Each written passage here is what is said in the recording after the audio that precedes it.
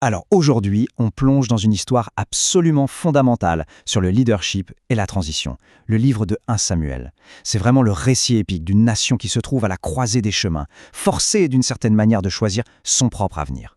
Et cette question, elle est vraiment au cœur du récit. C'est un dilemme qui est tout aussi pertinent aujourd'hui qu'il était il y a des milliers d'années. Et 1 Samuel nous offre une étude de cas absolument fascinante. Pour bien comprendre, il faut se replacer dans le contexte de l'époque. Israël traverse une vraie période de crise. La nation est alors dirigée par ce qu'on appelle des juges, mais l'instabilité, elle, ne fait que grandir. Et c'est là qu'entre en scène Samuel, la figure qui va littéralement faire le pont entre l'ancienne et la nouvelle ère.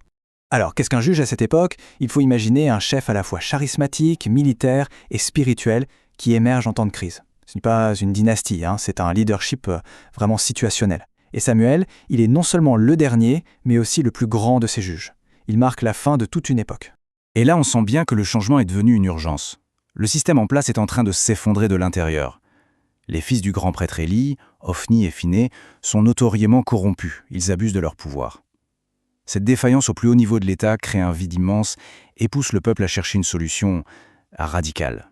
Et voici le grand tournant. Face à l'échec de leurs dirigeants et à la menace constante des nations voisines, les Israélites exigent un changement fondamental. Ils ne veulent plus de juges, ce qu'ils veulent, c'est un roi. Ce qui est fascinant ici, c'est la motivation derrière cette demande. Il ne s'agit pas seulement de stabilité, mais de conformité. Ils sont entourés de royaumes puissants, bien structurés, et le peuple veut simplement ressembler aux autres. Il voit la monarchie comme un signe de force et de reconnaissance. Samuel, lui, est très contrarié. Il y voit un rejet de leur système unique, mais il finit par céder.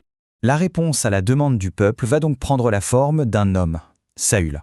Il a tout pour plaire. Il est grand, il a l'allure d'un roi. Il est choisi pour devenir le tout premier monarque d'Israël. Et à ce moment-là, il incarne l'espoir d'un nouveau départ pour toute la nation. Le règne de Saül commence pourtant très bien, avec de grandes victoires, de belles promesses, mais cette partie de l'histoire est une véritable tragédie. On va voir comment ce roi, choisi par le peuple, va rapidement perdre pied, jusqu'à provoquer sa propre chute. Et cette chronologie, elle illustre parfaitement cette dynamique de pouvoir qui s'inverse. D'abord, à l'étape 1, Saül commet des erreurs fatales, il désobéit. Presque au même moment, à l'étape 2, un jeune homme nommé David est oint en secret. Ensuite, David entre à la cour et, après sa victoire incroyable contre Goliath, il devient un héros national. C'est là que tout bascule.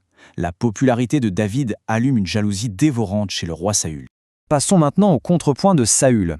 Parce que si Saül était le roi que le peuple voulait en apparence, David, lui, est le roi que personne, absolument personne n'attendait. Il représente un type de leadership complètement différent.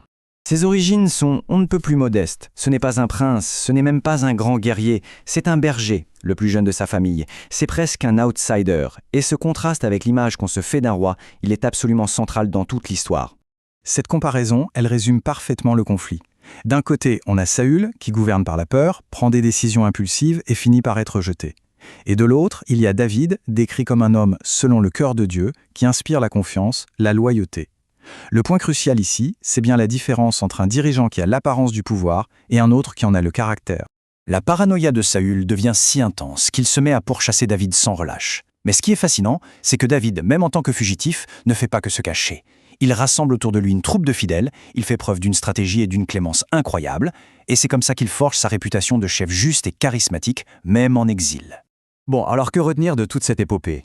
Au-delà de l'action, du drame, 1 Samuel distille des messages vraiment puissants et intemporels sur le pouvoir, la foi et le leadership.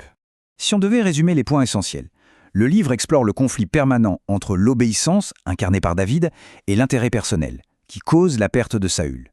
Il suggère aussi que des événements qui semblent aléatoires peuvent en fait s'inscrire dans un plan bien plus vaste. Et surtout, il nous interroge sur ce qui fait un vrai leader. C'est la question que nous laisse 1 Samuel. L'histoire de Saül et David nous oblige à réfléchir à ce qu'on valorise le plus chez nos dirigeants. L'apparence et la force, comme le voulait le peuple au début, ou plutôt l'intégrité et le caractère, incarnés par ce jeune berger inattendu. C'est une réflexion qui, clairement, traverse les âges.